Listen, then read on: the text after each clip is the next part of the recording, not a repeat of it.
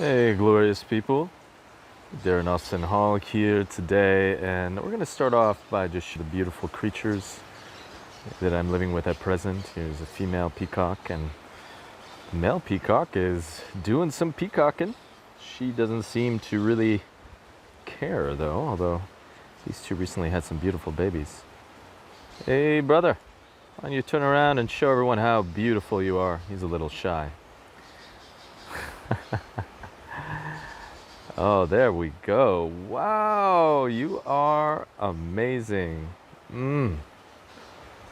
So, those who are paying attention to what I've been up to, although I haven't really shared so much, and there's a good reason for that. I've relocated to the south in Costa Rica. I'm actually near the town of Quepos, and more specifically, I'm in the town of Londres at Posada Natura, which is my favorite retreat center in Costa Rica, and it's where I've been running a lot of my source resonance sound healing intensive trainings for the last few years. There's a few other friends here, the chickens. Hey guys, gals. And I've been here for, about 3 weeks now, and I think I'm going to be here for another 3 weeks. And the reason for that is I just spontaneously felt like I needed to get into a bit of a rewilding experience. And Posada is really tucked in the jungle right on a roaring river, which I'll show you soon. And it's been absolutely amazing. It was a spontaneous sort of idea to come down here. And it worked out because I was sort of intending to work on my spiritual novel, Earth Night, which I've been sort of writing for years, and my intention is to actually finish it this year. And came down here to basically, go on a little creative sabbatical and work on the book, and it's been absolutely amazing. I've had some incredible breakthroughs actually with the narrative, particularly the heroic arc of the protagonist, Arthur, and his teacher Merlin. Yeah, it's a nice revival of this sort of Arthur Merlin story. And what I wanted to share today is, what is an Earth Night? What is an Earth Night? And this is something that actually came to me very powerfully this morning. I've been in a really wonderful routine here at Posada, and obviously working on the book Earth Night. And I've actually been doing a number of fasts, and I've been longing to be more in nature, where I can be in the serenity of my own self, and to go through some asceticisms. As I just walked, let me just show you this beautiful space, flowing water, and the divine feminine presence is very centered here, which is really wonderful. And so fasting is just absolutely amazing because it really gets you into your essence. Like, you really, really feel yourself in a very authentic way. So I'm doing a number of fasts. I'm going to continue doing some water fasts for the time being. And I've been doing lots of working out actually. Up there, up there, there's a beautiful yogashala, and they have weights, and I lift. So I've been lifting weights, and then after that, I actually head down to the river. There's this roaring river, which I'm sure you can hear now. And I get naked as the day I was born, and I jump in, and it's quite cold, and it's very raging right now because of the rainy season. And I also do some sunbathing on a beautiful rock there. And one of the things I've been recently looking into is magic, and this idea actually of merging, where we actually can extend our consciousness into different objects, different forms of life with respect and reverence, and we can actually share in their consciousness. This is like an ancient magic technique, and it has nothing to do with actual interference or anything. And I had this beautiful experience this morning where I was in the river, and I really just allowed my consciousness to merge with the river. And I instantly received this very powerful message to the peacock of how important it is to always acknowledge that we are always in flow. Even if our life seems really, really stuck, if we just take a moment to pause and center ourselves into a deeper experience of ourselves, we'll always feel that there's a flow happening, the flow of nature. And our destiny is always flowing. And this is happening just automatically through nature itself. And that's a very profound thing. It's a very profound resource to experience. And that was a very beautiful message for me to receive. And a lot of this is about what an earth night is, because some might think an earth night, and I'm just going to flip the camera again to show you this beautiful, let me back up actually. Show you this beautiful, this is one of my favorite things about Post Walkway. So the idea of the earth night actually comes from Robert Moore Douglas Gillette, who wrote the incredible book King, Warrior, Magician, Lover, and then the follow-up singular text on each archetype. And it was in the singular text of the warrior that they wrote about the new archetype of the warrior in our modern era is what they deem the earth night. And here's the river. I'm not going to go down too much closer because I don't know if you'll be able to actually hear me. It's very powerful right now. And the idea, you know, when people think of a knight, they think of someone who's a warrior, who uses a sword, who gets into violent scuffles and such. Although if you really know the idea of the knight from more of the chivalric ancient traditions, you know that the knight was actually this very honorable expression of the warrior in European consciousness, very similar to the samurai warrior, which I also really love from Japan. These were warriors that actually were not aggressive. They never liked to use their aggression. The knights, some of the knights at least of the chivalric era, were said to have served the lady, and they would go and actually go on quests to prove their virtues to women, to prove their chastity, their strength, their nobility. Really, really incredible teaching. So the idea about the Earth Night is about how can we be a warrior for Mother Earth? How can we protect her?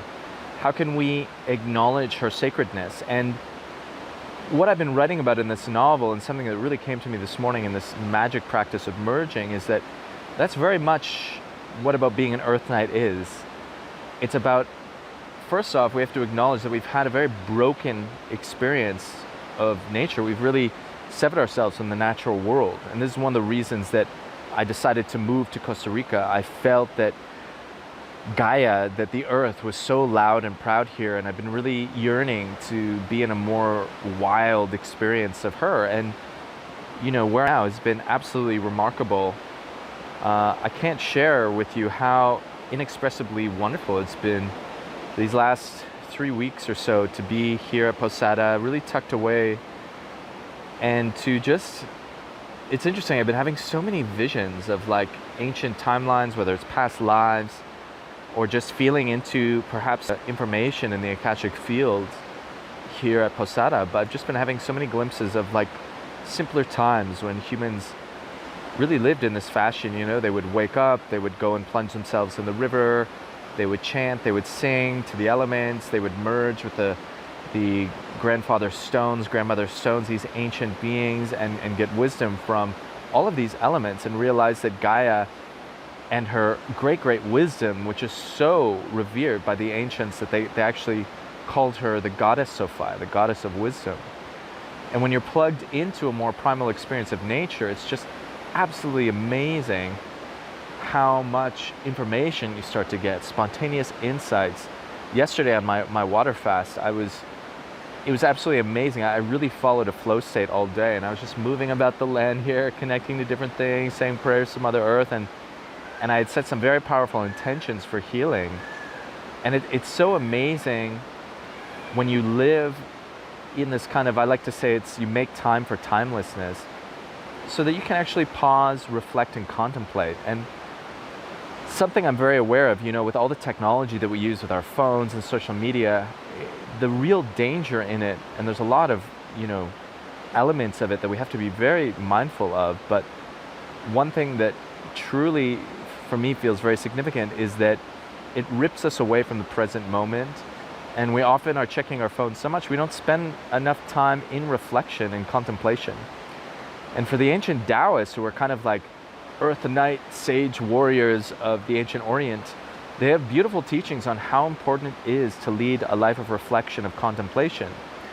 Because as I've said before, this idea of homeostasis, that your body, when you rest and relax, naturally starts to order itself, which is just the salvation of nature. But that also happens on a psychological level. So yesterday, I wasn't really on my phone all that much, and I really just spent time just being.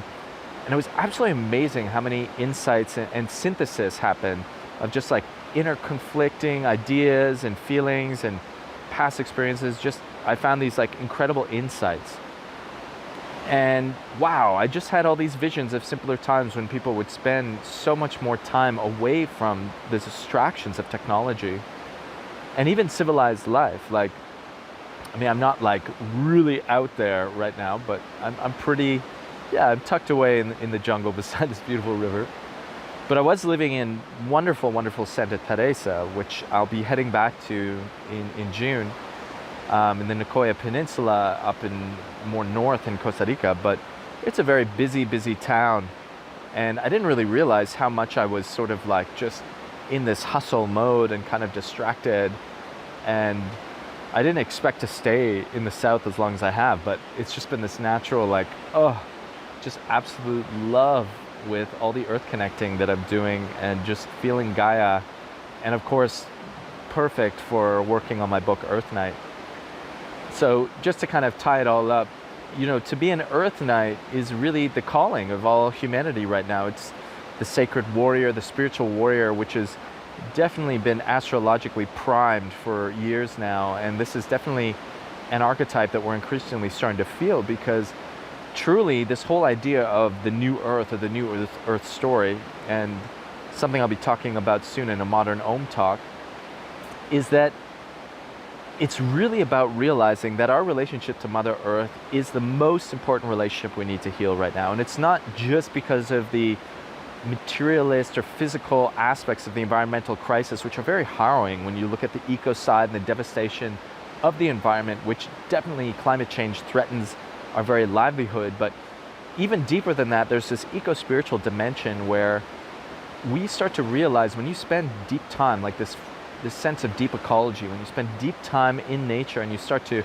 shift your consciousness and expand it to really be what was more called pantheistic or animistic, and you start to realize that everything is alive and that you can actually have these deep communications, the wisdom that is gifted to you via Mother Earth and all of her wondrous diversity of organisms, which are truly just the organs of her communication and her being and her beauty and her truth. Wow.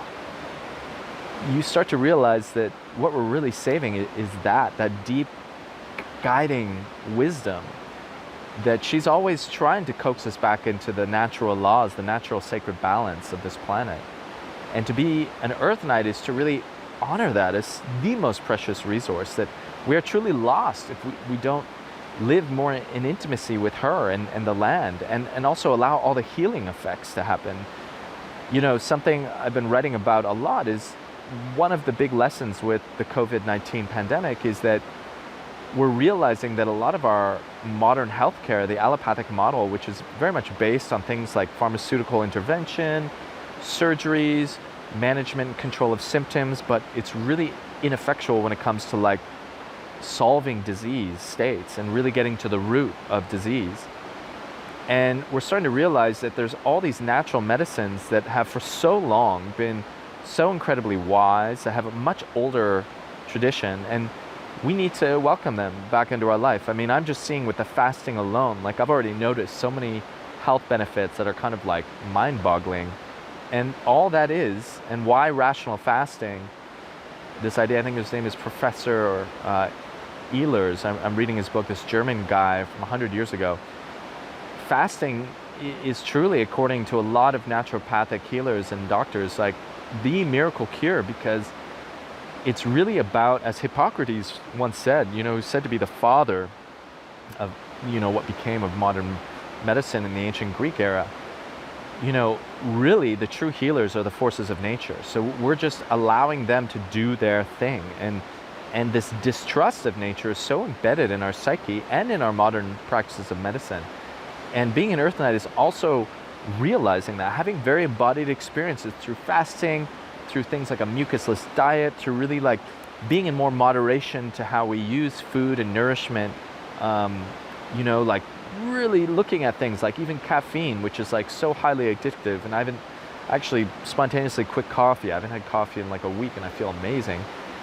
When you look at nature and how it's always in this beautiful state of centering and balance, that we need to adhere to that too. We aren't outside of nature. We need to really return to nature. So you start to see all the deep layers of being an Earth Knight. It's also protecting your own health and your own body, being courageous and brave and pushing back against the conditioning of a society that we live in that is so disembodied, so disconnected from nature, that it's become not only dangerous to the living environment and all the beautiful animals, life forms, plant life on the planet, but to our own lives as well. And COVID-19 is just picking us off because we are so vulnerable. We've got such poor diets, immune systems, and we are in a very vulnerable state, and we're living in very polluted urban environments, And you can really only get this when you come and have this like deep bridling with Gaia, as I am right now. And it's a shame I had to cancel it, but I will be bringing it back. I was going to run my first ever Gaia Awakening Earth Connection retreat this past January here at Posada, which will happen, absolutely, in the future. But I just want to, riff on those ideas, and if you really feel called to this Earth Knight archetype, I'm going to have a lot more to share on the subject, so you won't have to wait too much longer. And I'll have some really exciting things launching very soon, like epic stuff I've been working on for so long, including the Honor All Creation Journey, which is the accompaniment online course to my double album Honor All Creation, which came out in December. And this is truly wisdom teaching, sacred music, and sound healing to connect us deeply to Mother Earth and evolve our humanity. And that'll be launching in July. I'll have much more to share on that. And it'll be coinciding with the launch of the virtual Gaia Awakening School of planetary healing, earth connection, all kinds of other beautiful things. I'm so excited because the stuff I've been doing with some beautiful friends and the team that I have around me has been amazing. And look out for this book, Earth Knight, this year. And look for Gaia Awakening on Facebook. I have a page there. And I'm going to be definitely spending a lot more time in the sharing of this eco-spiritual paradigm that I've been on this odyssey for over 10 years, like recovering my own European indigenous sense, which is really just remembering that we're all children of the earth. And it's one of the most wonderful journeys I've been on. And I just feel very blessed to be sharing it in a deeper way with the world. So sending you lots of love. If you have time, soon enough, or every day, as one Anishinaabe elder Dave Christian said, every day go and spend time in nature, even if it's just your backyard or a nearby park. We need to be in touch with her every day. Not only does she heal us so much, just like calming our mind or being around, tree bathing, all the pheromones that you get from trees, but just like connecting. Try this practice of merging. I'll be doing some videos soon where I'll really lay out what this merging practice is, but it's really just extending your consciousness, realizing consciousness is non-local and you can extend it into other life forms, and just be in that state of receptivity and intrigue of what it feels like to be a tree, a rock. You might be very, very surprised. And we need to have these mystical experiences of the earth. This is one of the big, big things, and I know a lot of you are, so really, really wonderful stuff. So love Mother Earth. It's time. New Earth story is being written in all of our lives. Sending you lots of love from down here in the south, in this beautiful river. And be glorious.